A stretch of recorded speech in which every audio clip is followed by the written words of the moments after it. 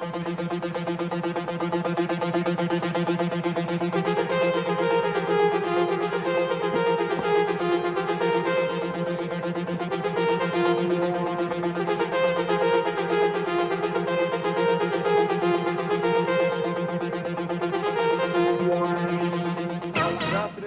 welcome to the brand new motor racing complex here at Sandown in Victoria for the 1984 Castrol 500. It's round 3 of the 84 Endurance Championship and it promises to be a magnificent race. There's an all-new circuit, some 800 metres longer than it used to be, to a total length now of 3.9 kilometres, and we're standing atop of a brand new pit complex worth some $600,000. Just a few moments ago, the Premier of Victoria opened the brand new circuit. We think Victoria's a great state and tourism is an important part of developing this state. And what we have here today means a lot for tourism and therefore it means a lot for Victoria. I'm therefore very delighted to now move forward and drop the flag to formally open and officially open this great international circuit.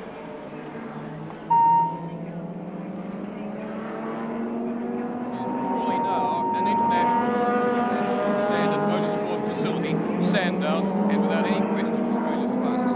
Of 38 cars that have taken delivery that qualified yesterday, this is the way they line up. Just a tenth of a second between the two on the front row of the grid. The cars qualified first and second in the first 2 rounds of the Endurance Championship, and which won the first, that's the Bluebird Turbo. Johnson and French were second at Oran Park, and then Brock Perkins didn't run at Oran Park, but their second car did with Harvey and Parsons. On the second group of 4, making, by the first 6 we actually have 5 different makes and models of motor car. Harris and Harrop were second at Oran Park, and then we see on the third group of cars, the 12, with the flag down and they're away, round 3, 169 laps of the third round of the Endurance Championship, the Castrol 500, with Brock and Johnson swarming over the Bluebird Turbo, and Johnson should be first into the first corner. But what about Fury down the inside? Bumps all over the place. And is it Moffat that was off on the inside? No, it's the Jones-Cullen car. But on the inside of the track, one of the Mazdas took to the grass. And it's Dick Johnson leads from Peter Brock, George Fury, then Alan Grice. And we still haven't seen, I think, Moffat in that leading group. JPS BMW behind Grice, by Jim Richards. But it's Dick Johnson, the most powerful car on the track, the big Ford Falcon, the Australian Touring Car Champion for 1984, heading Peter Brock. Johnson led this race only in first gear last year. When he went into second, the car died. Look for Moffat. There he is, a long way back. He did get sent off on the inside of that first corner. So he is ninth place indeed. As we see Jansen come down inside one of the Kmart cars, but the leader is Johnson. 5.7 litres, nearly 500 horsepower. More than 100 horsepower more than Peter Brock, but over 1,400 kilos for Johnson's car, 1220 for Brock. Fury, fastest qualifier, third. Then it's Grice, second fastest. Then the Richards BMW, then Harvey Parsons, then the Jansen Rogers car, Rogers driving. And even now, on full fuel loads, they're getting their front wheels up through these new S's, very tight, and already starting to put massive strain on their transmissions, more so ever than at any other Sandown meeting. Down the main straight for the first time, in fact, in front of the packed grandstand. The Ford fans waving their flags in the grandstand. Why not? Their hero has a 1.3 second lead. There's Moffat, back outside Gary Rogers, in front of him now. And Grice goes through into third. Let's have a look again at the first corner on the first lap. When we come to the next camera, there's Moffat. And look, oh, gee, Kmart car all over the top of him. You'll see Moffat now come off into the grass. There it is, that's the Kmart car on the inside there. It's car 8, I think. That's the Jones-Cullen car. And look at Moffat.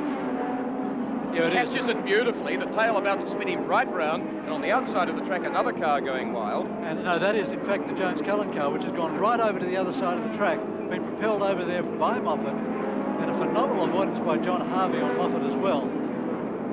So we come back to the race, and it's Dick Johnson leading. Question mark, therefore, on both those cars as to whether they're healthy. Peter Brock still in second position. George Fury in third. Alan Grice in fourth.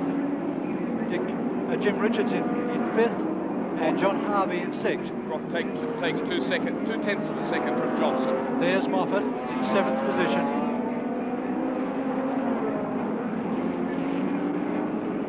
So Moffat's progress in the field suggests that the car is healthy.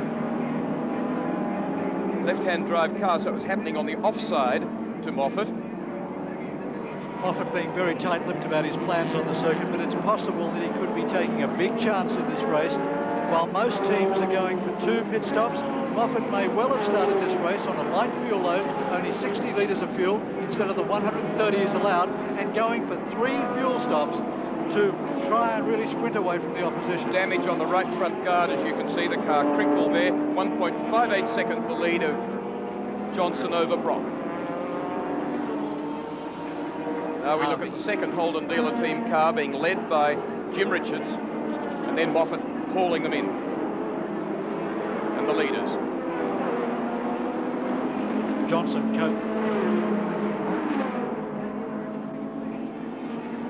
With the cars now on lap 8, 7 completed, this is the situation. Altered fairly dramatically. Grice is pressing Brock very hard for second place.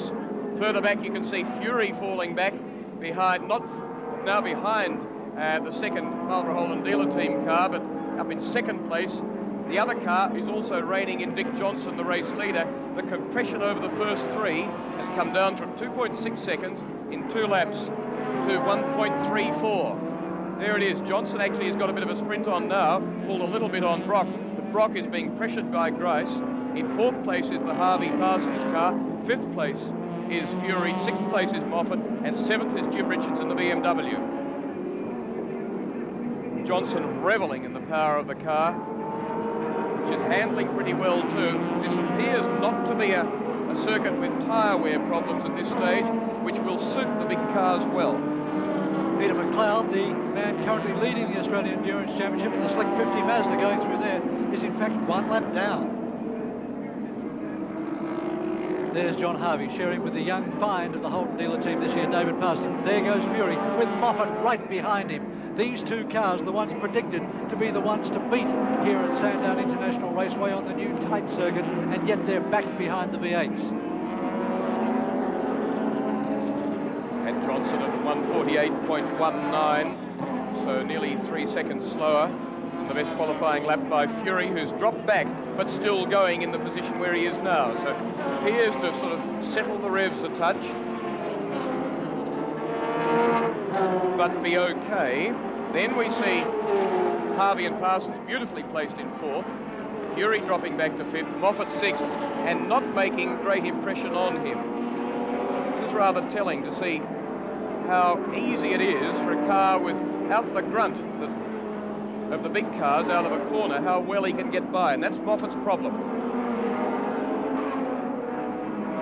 Bluebird, on the other hand, with, if anything, a turbo lag problem. Interesting to compare them with the big 5-litre V8 in front. Everybody very tentative about transmissions for this race, and so trying to take corners a gear higher if possible. Looking for places where they can get out of second gear and flow through in 3rd.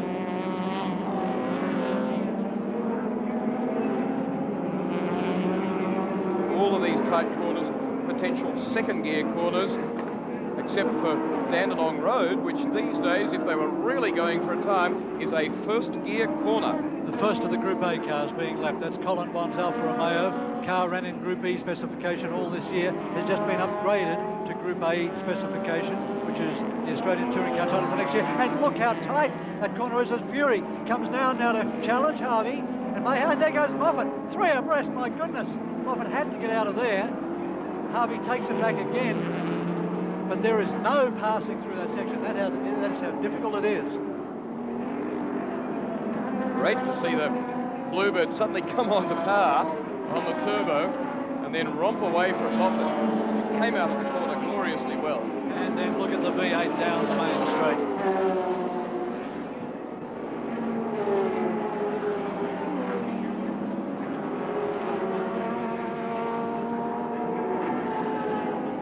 This corner at the end of the main straight far tighter than it was on the old circuit. It becomes a very hard left-hander. And there's the leader, Dick Johnson, up the back straight as the men in 4th, 5th and 6th position enter the back straight. 1.98 seconds his lead now over Brock, who is 1.32 seconds ahead. You look at the 1.98, 1.32 to Grice. And Grice in a brand new Holden VK Commodore. Back to lapped vehicles. That started on lap 5. And here comes Harvey. That's Peter McLeod in the Slick 50 car. Had trouble all weekend and just hasn't got the vehicle going. Cracked a manifold, had a hairline crack in it, and just couldn't get the vehicle to go. And he's obviously in trouble. And there's Moffat, still back behind Fury, with Harvey in front of him again. McLeod knows he's done and gets out of the way. This is an enormous test right now for the new Sandown track to see how well cars coming through can lap slower cars, because this is an awfully tight section of circuit. It's this section that could be a first gear corner if they were really flying for a time.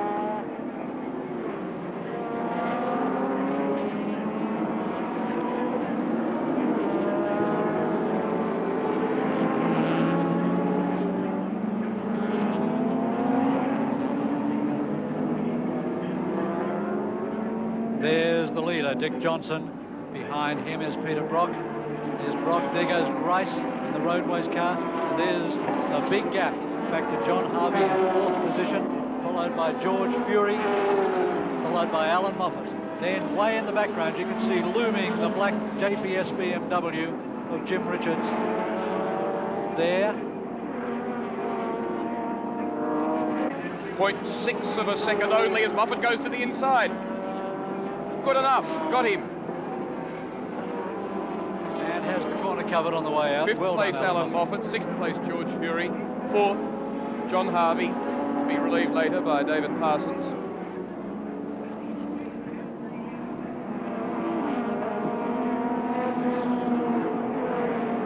Laps completed on their 13th. 129 laps, 500 kilometres, the race distance. Moffat attempting through motorcraft there to make the track just marginally shorter, taking every advantage he can. Fury faster up the back straight, substantially faster up the back straight than Moffat.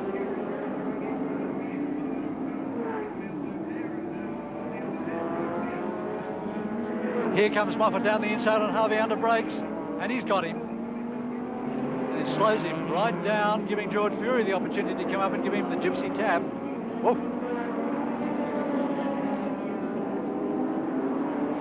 So Alan Moffat moves into 4th position behind Dick Johnson, Peter Brock and Alan Grice. There's the leader, Dick Johnson, passes cars up the back straight. In fact, goes through the Jansen car with a map of Tasmania upon its door. Aha! Gary Scott and George Fury into the pits on lap 33. That's early, and it is not in a rush. We've got a problem. Howard Marsden down with the car. What a shame. From 5th place, we go back to Dick Johnson. Normally aspirated, gigantically big bores and stroke in the 5.7 litre Falcon. Gary Rogers through there, doing the first stint with Jansen's car. Kmart, Commodore and Brock in now on lap 34.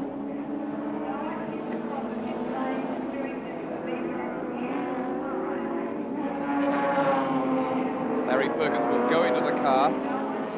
Brock out.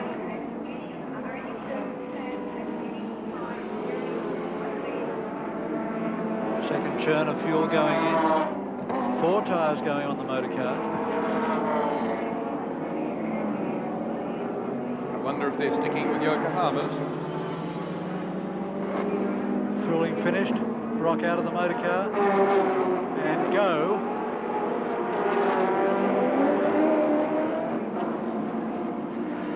Perkins stuck behind a slower car, as you can see, and he will not be happy about that.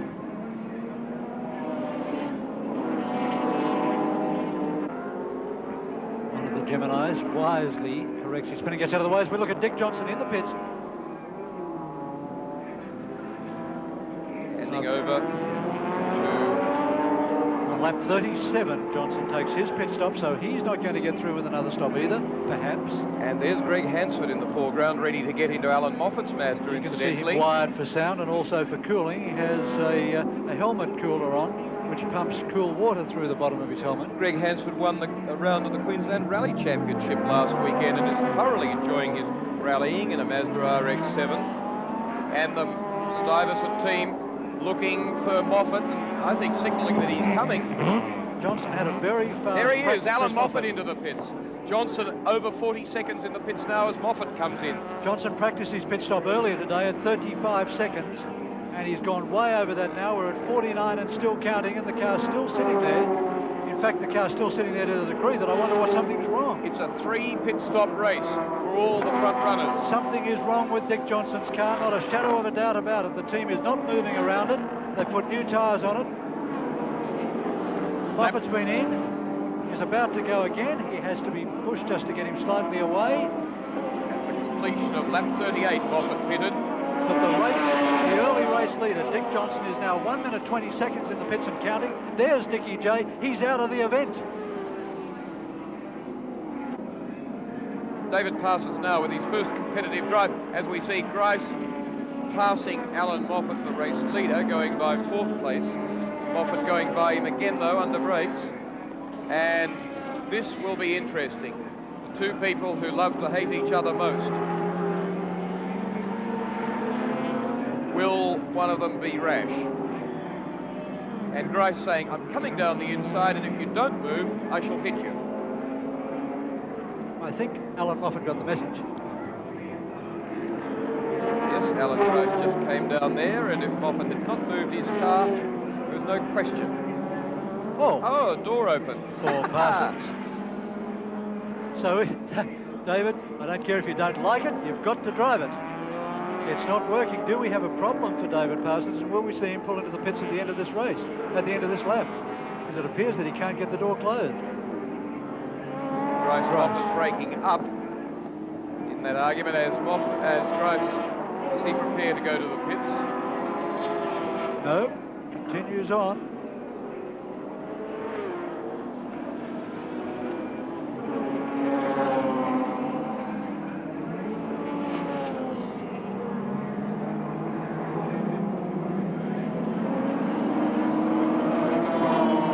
Grice is 1 lap up now on Moffat and more than a minute ahead of 2nd place Jim Richards. 3rd place is 05, Larry Perkins in Peter Brock's car. 4th place down a lap Moffat, 5th place Parsons, 6th place car number 8, which is the Warren Cullen Alan Jones car after its pit stop.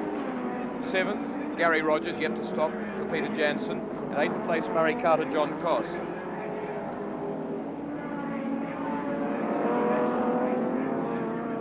Parsons still trying to close the door. He's decided not to pull into the pits that time, but he still can't get it closed. He is wasting so much time out there. He'd be better off going into the pits and seeing what he can do. Must have a belt or something in the way. What an embarrassment to the young man, not his fault obviously, who is having his first race laps for the Marlborough Holden dealer team. Did so superbly, qualifying in the top 10, I think the 6th fastest last year, and Gary Rogers has obviously damaged the front of the brand new VH Commodore of Peter Jansen. 75.27 seconds separates Alan Grice from car 31, Jim Richards.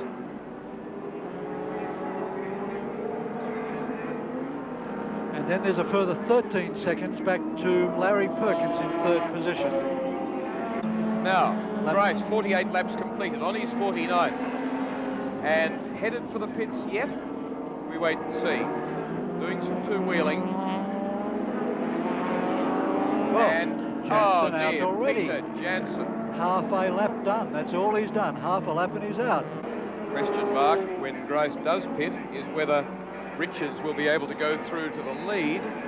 Richards completing his run down the front straight now as Grice is heading back towards the pit area in the back section of the circuit, so it's, say, 5/6 of a lap. It's a major part, well over a minute.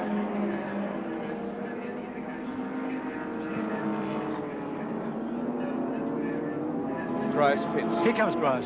He's in. Lap 49. 80 laps remaining. Set up for the stop and the watches start to go. Teams painting their own sections on the track. You see where they had the paint mark for the airlift jacks and the mark at the front where the car was to stop. 12 seconds. New one on. 15. 20.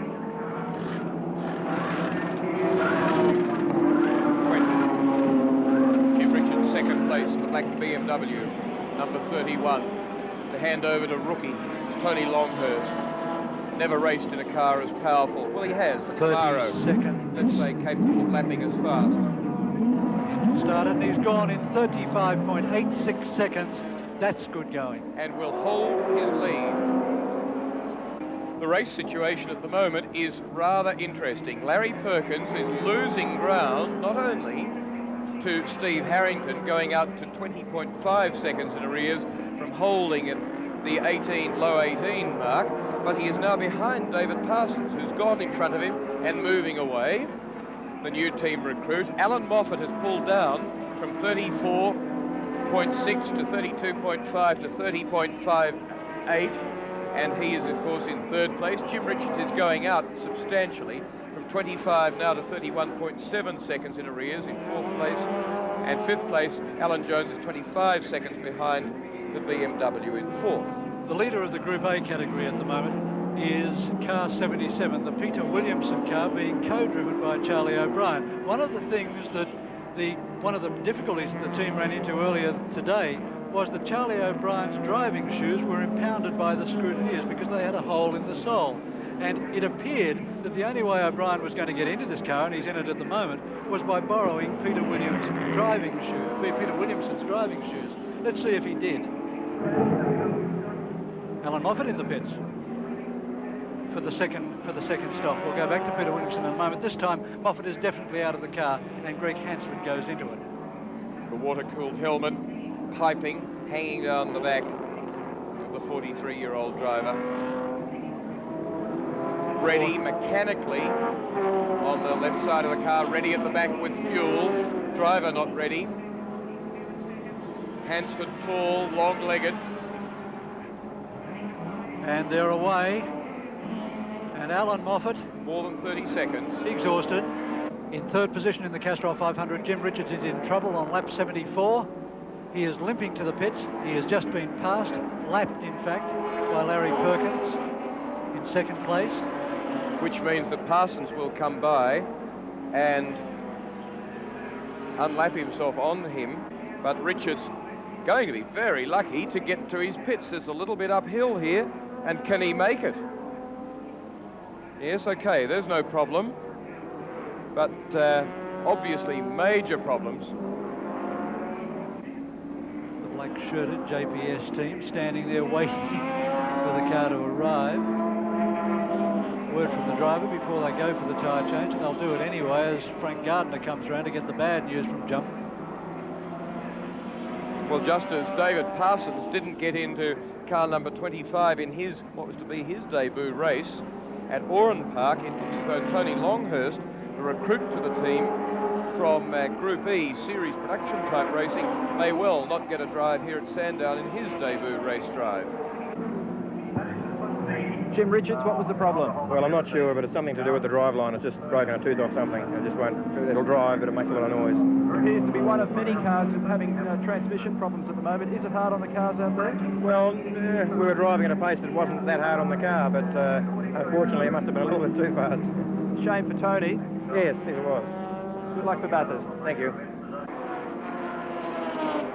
Alan Jones, the 1980 World Champion, car 8, the Kmart car for Warren Cullen in third position. And Jones is giving this car everything he can and still keeping it intact. That's the mark of a champion. Just look how he's using his hands on the wheel. Here it comes. Car 05 in second position. This will put Jones into, perhaps put Jones into second place. And Perkins in at high speed down the main straight. Colin Bond's got himself moving. Well done. Only a little bit of fuel to be used to get himself back to the pits. As in the pits, car 05 takes its pit stop. 4 tyres going on. The critical thing about this pit stop is that they've done 48 laps since the last one, and in fact 48 would get them to race end 130 laps from here, so this should be their last stop. So on the basis that they had plenty of fuel left at the first stop, they and Harrington on a 2-stop basis for the race. And while we cut, and there's the door problem for David Parsons. He's in trouble and he's having to hold the door open, so it'll be an early stop for David Parsons. Meantime, I'm prepared to bet that Peter Brock has just got under 30 seconds for that last stop. Brock into the car, Perkins out. I put my watch on as they came to a halt, and it was 29.93 seconds until Brock's wheels rolled again. Like a Sydney taxi. We haven't seen this since Murray Carter went down through the S's at Bathurst in a Falcon, with the door flopping open, the rear door, and right-hand corners closing and left-handed. There's no way Parsons can continue with that door doing that. And from the lesson we've learned from Peter Brock, he can afford to pit now, as he does not do, but he's going to let the pits know that he's got the problem. There we go, fellas. How he must be cursing. But now he can afford to hand over to John Harvey again and get to the finish. That is assuming that his carburation setup is the same as that on Brock's car. Here comes Jones. Driven too fast and had a couple of bad crashes as Jones pulls in now. McCullum.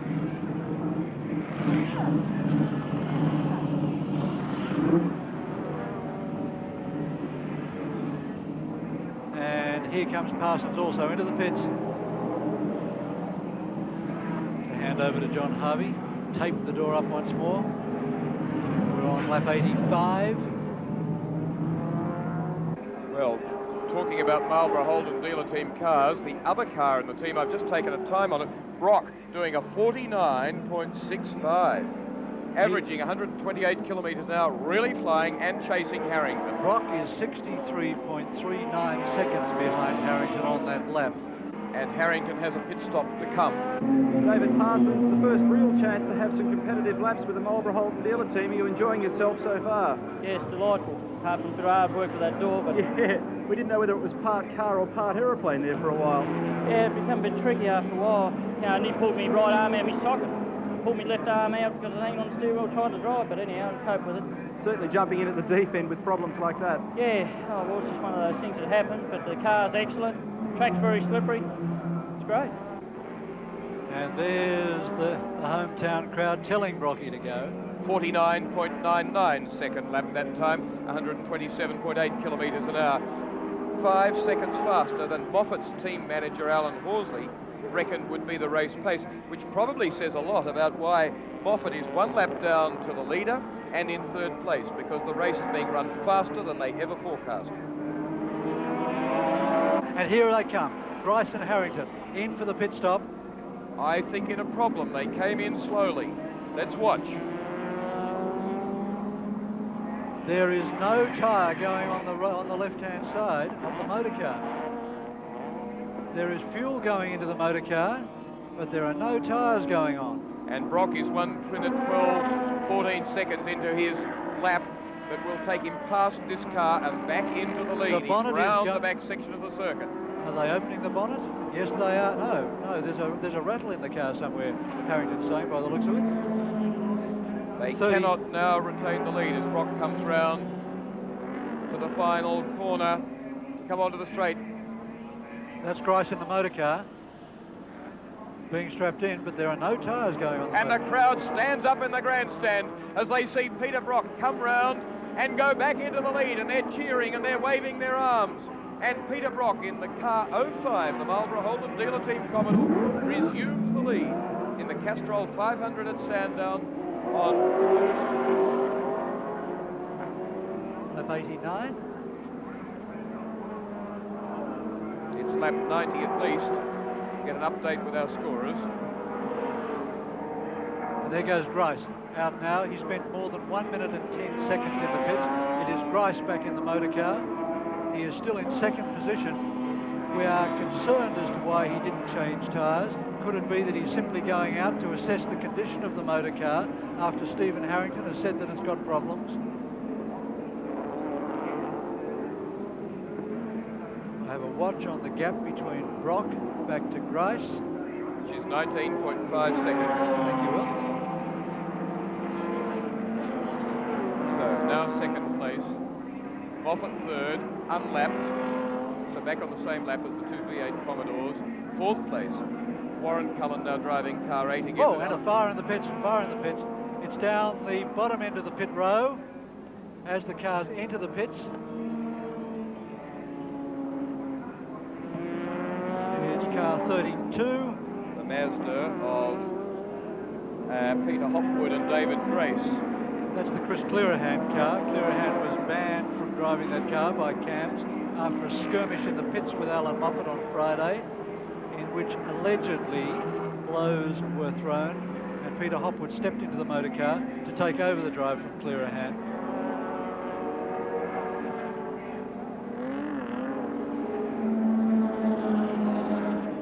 Grice in second position. Peter Brock goes down the main straight, and the gap between Grice and Brock has opened substantially from the 19 seconds that Will had him on earlier. Got a problem, I think.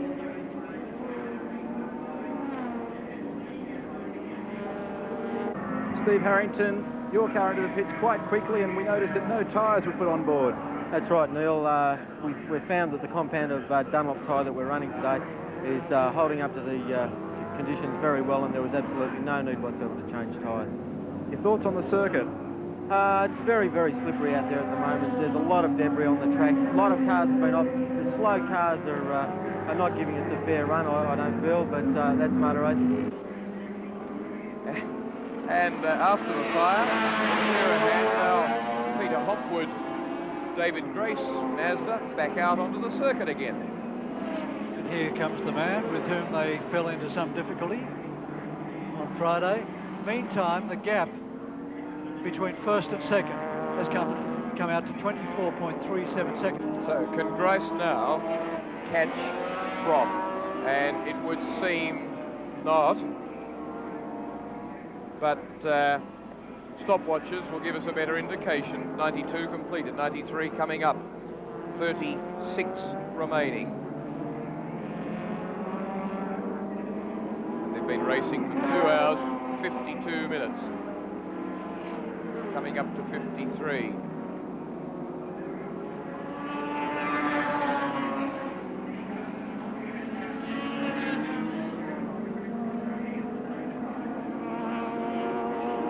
If Grice is not able to get up and to spar again with Brock, well, it's very bad luck, because he's run a great race, as has his team, and I can't be enthusiastic enough by the support job done by Steve Harrington in the middle section. I think he did an absolutely grand job there, matching everybody who was likely to catch him.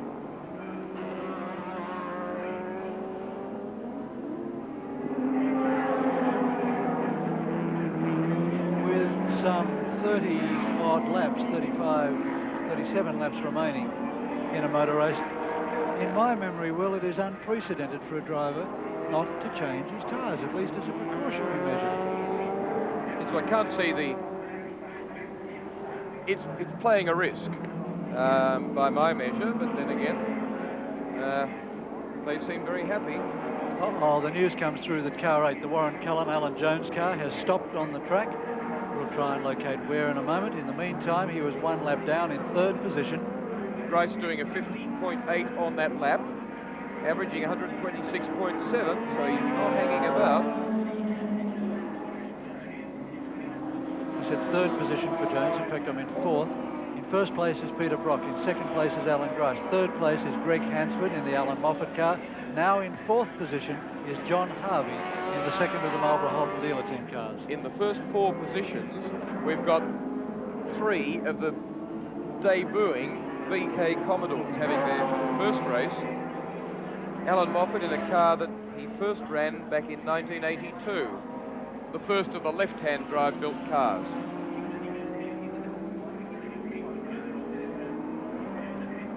'65, one of the 3-litre Capris. This one, John Kraft and Les Gross running second. It's not running second in Class A at all, as our scorers tell us, because it is an under 3-litre Group C car, as Warren Cullen, obviously with problems, being slow out the track, comes to the pits and to help, he hopes. This occurring on lap 93.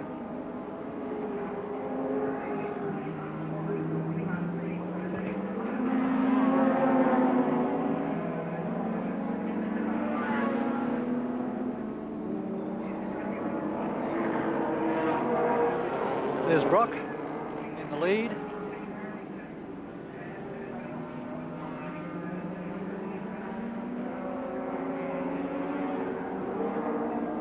Oh, look at Brock working hard. He is chasing times.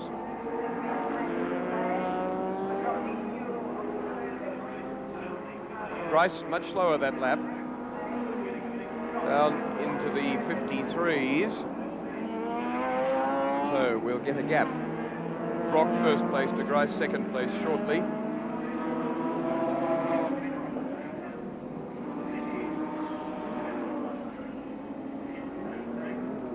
Now, what will be really worrying Brock, if they've planned it all correctly strategically, will the car hang together, or will the transmission problem that's afflicted quite a number of the other cars strike theirs as well?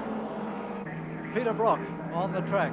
His arch rival in the pits, Alan Moffat, and Neil Crompton is with him now. Alan Moffat back in the pits and a chance now to cool down after some very hard work. Well, yes, Greg's in the car now and he'll take it through to the finish. That was our plan. I was just a bit disappointed about the opening lap. People think it's necessary to knock you off the track on the opening lap. I didn't think that was necessary. But that's life. I survived and I'm very happy. I drove the car as hard as I could. A bit disappointing to see the whole competitive, but we wouldn't have expected anything better here with all the stop-start corners. We can't keep our little man there running. I think it'll be a different story at that. Hansford in car 43 in third place has been lapping in the 51, late 51s, and looking very good with it.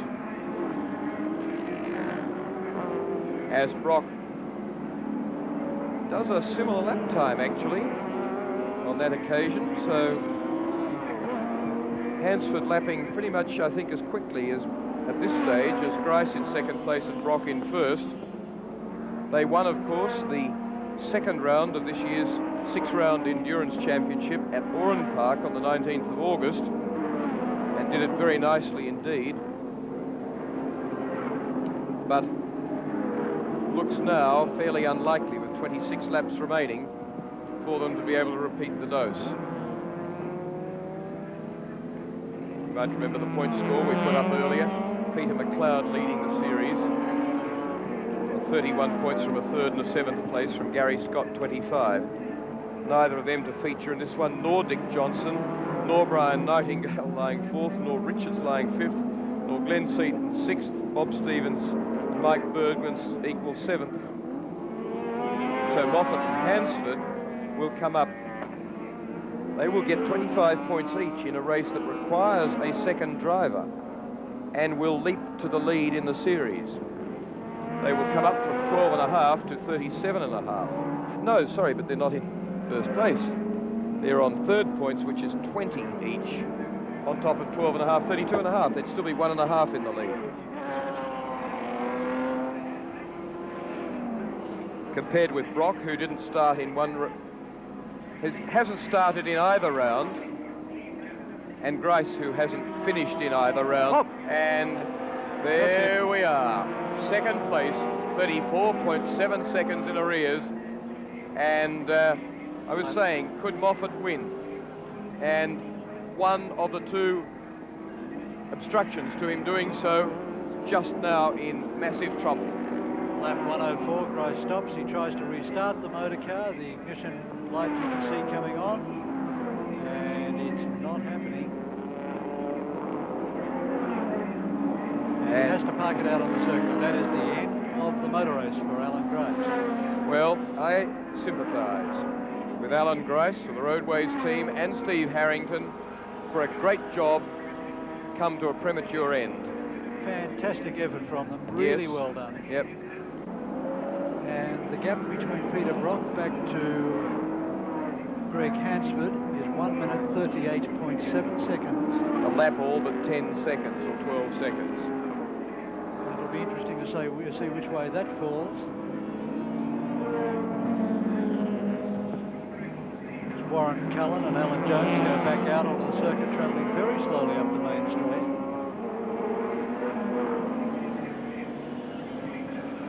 There they are. It's Cullen in the car.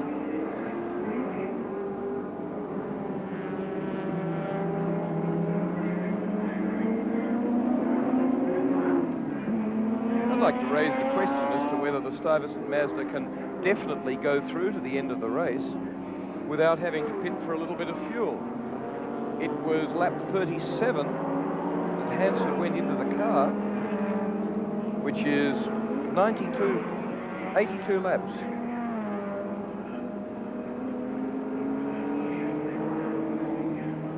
No, he didn't. Alan Moffat came in on that lap, then went back out again. And Greg Hansford took his second That's right. stop, so in fact it's had 2 stops.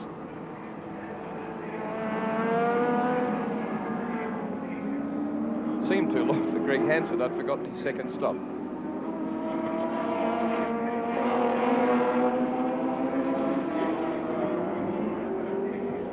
Brock is only about 13 seconds behind him, of course, on the track.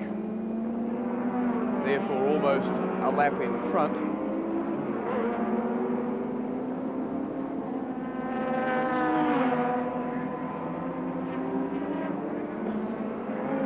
And the gap between them most easily detected by timing it from the second place car back to first, and that gap is 9.3 seconds, so Brock appears to be hauling him in. Interestingly, with Cullen rejoined, he rejoins in 9th position, even though he's lost some 16 laps. He's still in 9th place behind Peter Brock. The Australian Endurance Championship last year, equal number of points as manufacturers to Holden and Mazda, 131, from Ford on 84, BMW on 67, Nissan 50, Audi 21, Chevrolet and Alfa Romeo equal on 11, each 7th outright. But the championship as a driver, won by Peter McLeod, the Mazda RX-7 from Jim Richards, 5 points ahead, 72 to 67. George Fury, Alan Moffat, Alan Grice, Greg Hansford, and problems for Warren Cullen in 9th place, 9 laps behind. Just to finish that, it was Hansford, Finnegan, Perkins, Brock 8th equal, 36.5 points. This year, incidentally, after 2 rounds of the Manufacturers' Championship, Mazda leads the championship on 45 points from General Motors, Holden on 33, Ford on 32, Nissan 25, and BMW on 20. 39 kilometres, therefore, remaining in this Castrol 500-kilometre race. In the Australian Endurance Championship, 3 weeks' time, Bathurst is the 4th round. 4th of November, Surfers Paradise is the 5th round, and the 25th of November, Adelaide Raceway, the final round. Incidentally, if they finish in the order they are now in, Mazda will still hold the lead on 68 points from Holden on 58. As Cullen comes into the pits. It doesn't look to me like a second gear problem from the speed he's coming, but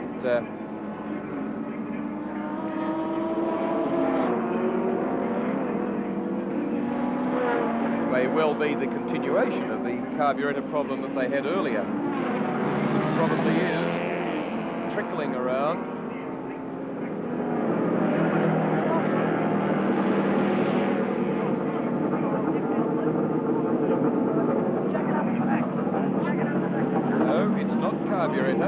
end.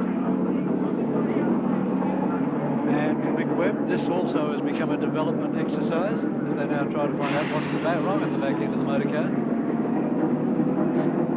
Alan Grice, just when things were looking good, the whole plan unfolds the wrong way. Yeah, first of all, a silly seatbelt. We just couldn't get done up.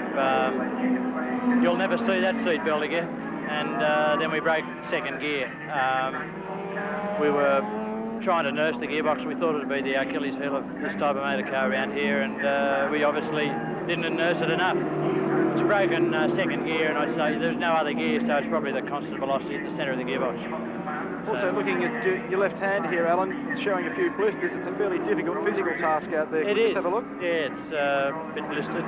Got another event to go yet too, but never mind. But that's part of the course. Well, hopefully you can learn from this and things will be better at Bathurst. Yeah, it was a great hit out for a brand new motor car, and it certainly got the pace. And gearboxes aren't a problem at Bathurst, so, you know, I think we're looking good. Alan Grice was in second gear 5 times on every lap, and it wasn't just a case of using second gear to work up to something else. It was second gear on, second gear off, then on again, really powering that gearbox in second cog, and really it had to brake. And will I stand to be corrected, but with the exception of the Bernie Stack car from South Australia, the only 2 Holden Commodores left running in the race are the 2 Marlborough Holden dealer team Commodores in 1st and 3rd position. There are 4 Fords remaining, but only one of those is a Ford Falcon. The rest are an assortment of Escorts and Capris. There's 1 Alfa, 1 Isuzu, 4 Mazdas and 1 Toyota. And this man romping away from them now, 1 lap, 33.97 seconds in front of second placed Greg Hansford in the Stuyvesant Mazda number 43. And it 34 seconds in front of third placed David Parsons and John Harvey, who appear to be making ground on Hansford in second. There's the sole remaining Ford Falcon behind Alan Moffat. That of Alf Grant and Craig Harris, the Queensland-edited Falcon XD, which is the ex-Dick Johnston car, doesn't he, which he still owned it today. There goes car 74, leading Class B as we believe. That's the Dean Lindstrom Mazda RX-7 in the under 3 litre class.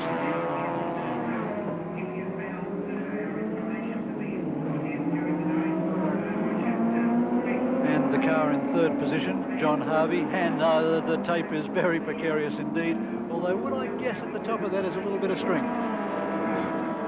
Well, what's happened, I think, is the door's working on it and likely to chafe through the tape ultimately, because it has to go round inside the way they had it taped, the back door as well. The Holden count has just gone up. Warren Cullen's back on the track, so we've now got 4 Holden Commodores out there.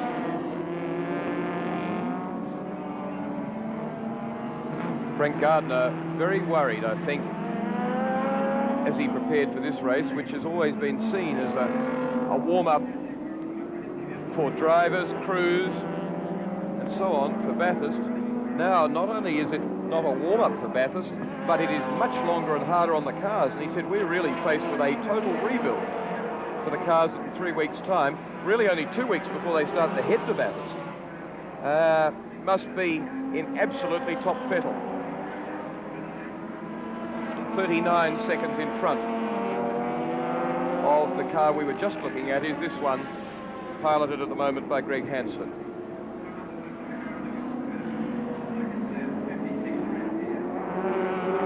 There's car 25 in 3rd position, John Harvey at the wheel.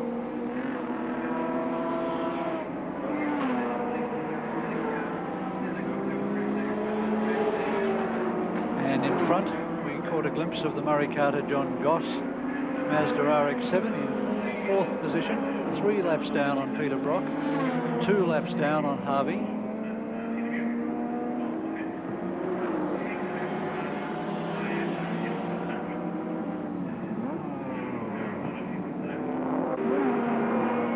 Brock goes by 1 more lap down. The noises in the back are probably getting louder as far as Brocky is concerned.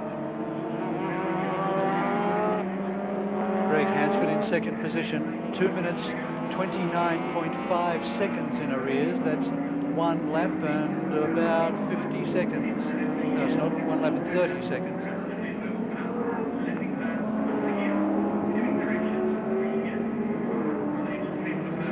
It's actually going to work out to be the average of those. 1 lap, about 40. You can see the mathematical section of Smale's brain turning over there.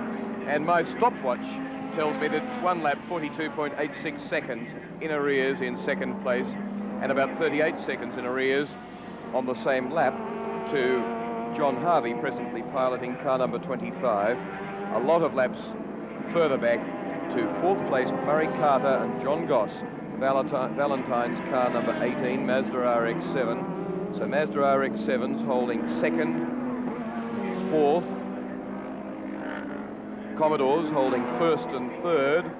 In fifth place, another Commodore, 20, Jim Keogh, Terry Shield. In fact, it's Bernie Stack. They changed numbers, and it's Bernie Stack in car 20, South Australia. And then Toyota, Supra, Peter Williamson, Group A, 9 laps down now, and sixth outright. John Goss doing it his way. The Holden count goes back to 3 on the circuit as Warren Cullen comes back in. But with only 5 laps remaining, it seems inconceivable that Warren Cullen would put it away at the moment, because there's still some prize money hanging even back there in the position he's in. Peter Fitzgerald in the foreground, that's been sharing the drive with Colin Bond.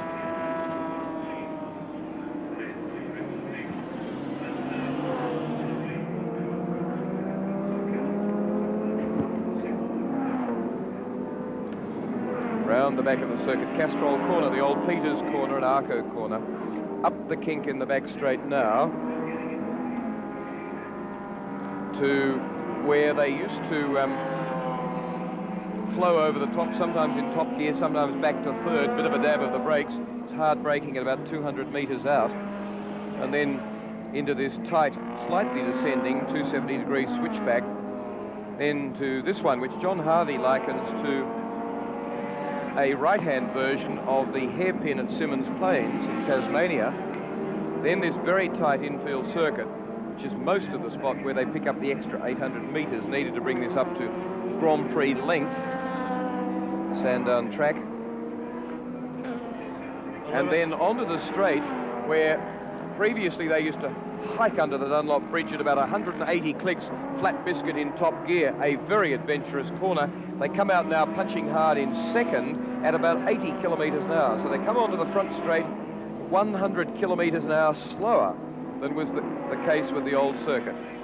$11,000 is the prize money Peter Brock will pick up for first place in the Castrol 500, and that'll make the Mules, as his pit crew are called, very happy tonight because they're on a bonus.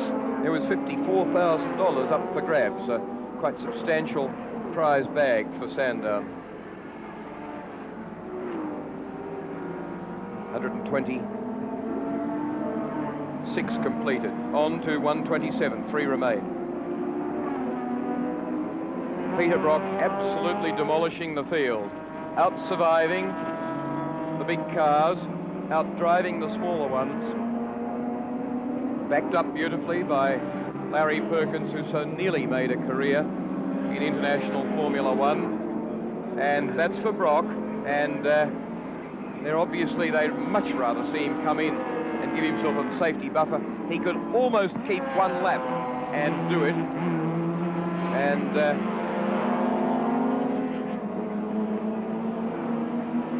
let's see, that's the board. I don't know if he's been shown it yet, but that's the board that's on offer to him. And for he'll Brock, make the decision. For Brock, it's a difficult decision to make, because to come into the pits means to turn off the engine. To turn off the engine means to take a risk as to whether or not the thing will fire up again, as distinct from staying out there for another 2.5 laps and cruising to the finish line. If they've done their homework, as some teams do, they would have run the car on very low fuel, and they know how many laps from the end before it runs out totally the car gasps its way around. In fact, with a dry brake fuel system, they don't have to switch off, so it would be very quick, which is how Hansford was able to do his 9-second stop. Dry brake meaning that there's a safety system that makes it almost impossible to spill fuel. And Terry Shield. No, Mulver. That's the Mulver Hill and Nightingale car. It looks like it's had a spin, in fact. So Bathurst can breathe easily because the car will get back up and running again. A 51.23 second lap for Brock. 126.4.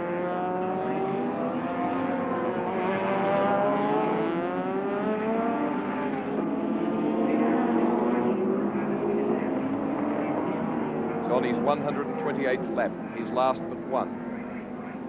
Now the time when the driver can imagine all sorts of horrors and sounds coming through to him. But what a fantastic drive Peter Brock has stitched together today in a car beautifully built by the Holden dealer team. They ultimately will move to his HDT Special Vehicles workshop where they make the road cars for the public. But at the moment they're in their old separate premises.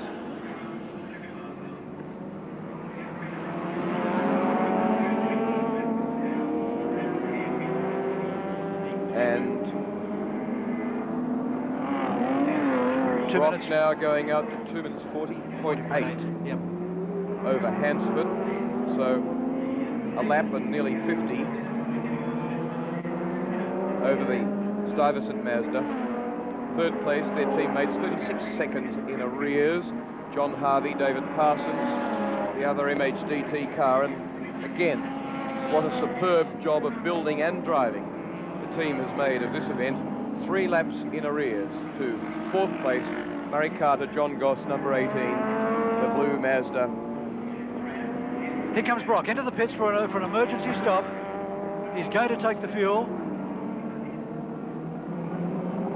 He's got 2 minutes 40.8 seconds. They've even got tyres ready for him. Whether he'll like to take those is another matter. Get them out of the way, they say, in fact, I think. Stopped. One emergency churn. Blow back out. Brock 7.2 seconds. Yep, 7.28, and Brock is out of the pits. He drops down to probably 2 minutes 20 seconds in front of Greg Hansford. Comes out in front of the Nightingale Mulver Hill car. And now goes on to his final lap. Brock, the Sandown crowd hero. It's been a great debut for the VK Commodore and the Castrol 500 today, and it's been a great debut also for the new Sandown International Motor Racing Circuit. Undoubtedly, Australian motor racing has found a new proving ground at this track where a lot of drivers will have to do a lot of work to be very much better in future. Yes, it's produced a number of new unknowns and other problems to be solved, but what a great motor race facility too. The pit area and ultimately VIP and press complex, $600,000 worth alone. And a section of track which I think teams and drivers will become more familiar with and adapt to better. But what a fantastic drive put on, well, car building and preparation by this team, but drive by Peter Brock particularly, superb backing up by Larry Perkins, going to his 10th victory in this Sandown Enduro. More than 1 lap in front of the Stuyvesant Mazda crewed by Alan Moffat and Greg Hansford, and a further 38.7 seconds in front of John Harvey and David Parsons in their team car. Partisan crowd so with Brock now as he heads for the checkered flag, already waving to the plaudits of the crowd. Brock, who took 2 wins and 2 second places to come second in this year's Australian Touring Car Championship, and now well on the way to taking the double again, the Castrol 500 at Sandown and the James Hardy 1000 at Bathurst.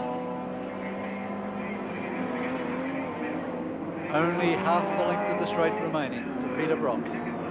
As he crosses the finish line to take the checkered flag, Warren Cullen will limp through. There he is, to also take the checkered flag. And Peter Brock wins the Castrol 500 for 1984 amongst scenes of jubilation in the pits. In second place, 1 lap behind, will be Greg Hansford with Alan Moffat, and 38 seconds behind them, John Harvey with David Parsons. Just over 4 hours of running, about 4 hours and 2 minutes to cover the 503 kilometres, 129 laps. tremendous performance as an entire team effort. The track, the new facility in its first flooding, has stood up superbly. The track surface, no problems at all in terms of breaking up. And although the race started late, it was a great one. Thank you for joining us at the Castrol 500 at Sandown International Raceway today. ABC Sport will be back with you on October 14 for the big one for bikes, the Castrol 6 Hour at Amaroo Park. For Will Hagan and Neil Crompton, John Smales for ABC Sport.